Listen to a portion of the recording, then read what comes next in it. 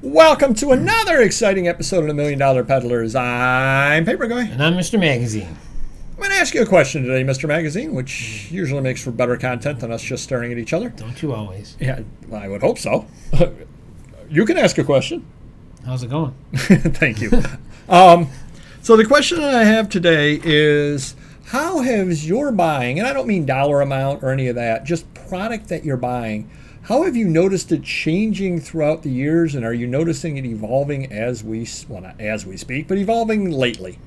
And why? So if we go to my retail store, the stuff I buy through there, comic books, toys, sports cards, record albums, whatever, it's definitely, I think the quality is going down because a lot of people are selling things elsewhere. So I'm not, the high-end stuff isn't coming through as often. Right. Unless it's something like, those big statues that no one wants to deal with because they're gigantic and expensive. But for the most part, like, hardly buy records anymore. And then again, part of it's I'm getting smarter not to buy 100 junk records for $5 because we know it's not going to be worth much. But, sports cards, it's one of those things where if they have anything really good, they want closer to guide on it because there's breakers out there that'll pay more than I would. Right. So I don't buy a lot of sports cards unless it's the leftover stuff that they don't want. That could be the $5 to $20 stuff, which is our price point anyways, but still don't get a lot of cards. Comics are hit and miss.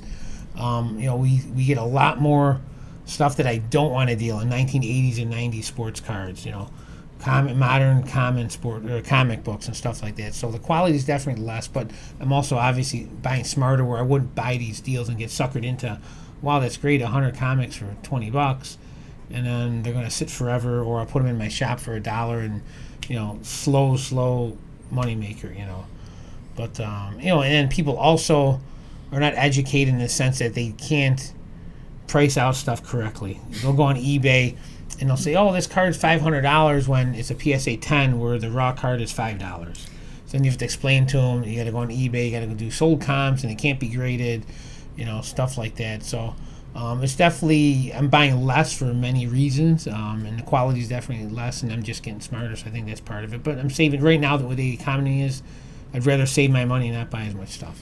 Well, it's funny you say that. I'm going to shout out Paul Carl. Do check his channel out if you haven't already, Paul Carl's Cards. I actually met up with him the other day, and I'm going to butcher his story a little bit, and I do apologize, but more or less that's exactly what he said. He sells sports cards out of a booth at an antique mall, and he meets people there to buy things from him, and he said he had somebody come in the one day and go, yeah, I've got this here. I think it was a 1989 John Russ, Ken Griffey Jr. Mm-hmm. And they go, it's like worth $150. And Paul said, okay, I got to show you something. And took him over to his stand, and he had one for $3 for sale over there. He goes, I'm going to be selling it for $3, so I'm going to be giving you a little less than you expect. $1.50?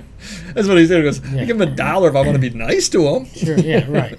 But the reason why I brought today's topic up is because I did go recently to a big show, really, really big show, and when I was walking around it, there was a dealer there that I bought from previously, and he had a bunch of stuff there, the Colliers, the Colliers magazine, maybe some Country Gentleman, St. Nicholas magazine, things like that, until this show, I probably would have been putting on a pile and buying.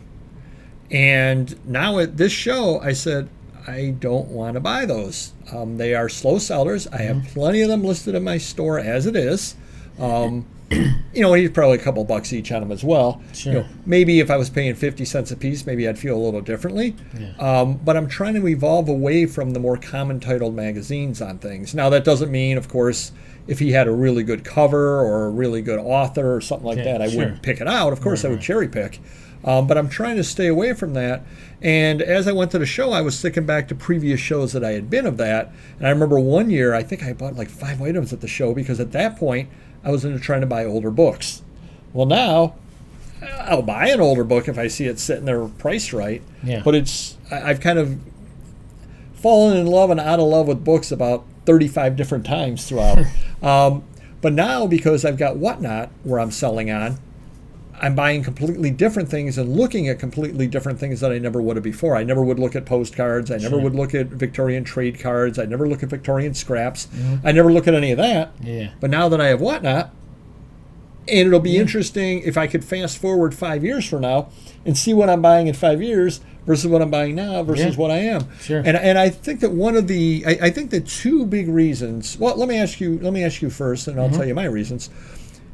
What reasons do you think that you're evolving? Now, obviously, you're getting smarter in what you're buying, but why else are you evolving in what you're buying? Well, sadly for me, the way things have been going, I'm making less each year, the way eBay is and the way the economy is. So we don't want it to keep going down and down and down. Plus, I have to keep paying my employees more and more and more. So I have to tighten the ship, be smarter, and buy things that I can make higher profit on or buy higher end items. So, like you said, stay away from the Collier's, lot of 50 for $50, which we may have bought 5-10 years ago because we don't have houses and buildings full of inventory. Now that we have that, space is valuable to me. I want to fill it up with stuff that I'm going to move, not just sit in the corner and and add it to the death piles and piles that I have.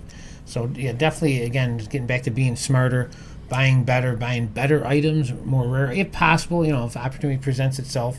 And if I have to pay a little more to get better stuff, I certainly would do that. I got one guy that comes in every week with stuff, and I'll make him an offer. And usually it's a third to 40% of his low eBay comps. He'll comp him on eBay, which he's very fair, and we've been doing this all the time. And if I'm a little off, I'll say, hey, can you give me $10 more? And I give him $10 more. But it's stuff that, I only got to sell a few out of it to get my money back, so I know it's a smart buy where other people may want. And we know these guys. I deal with this mailman. They always want too much money.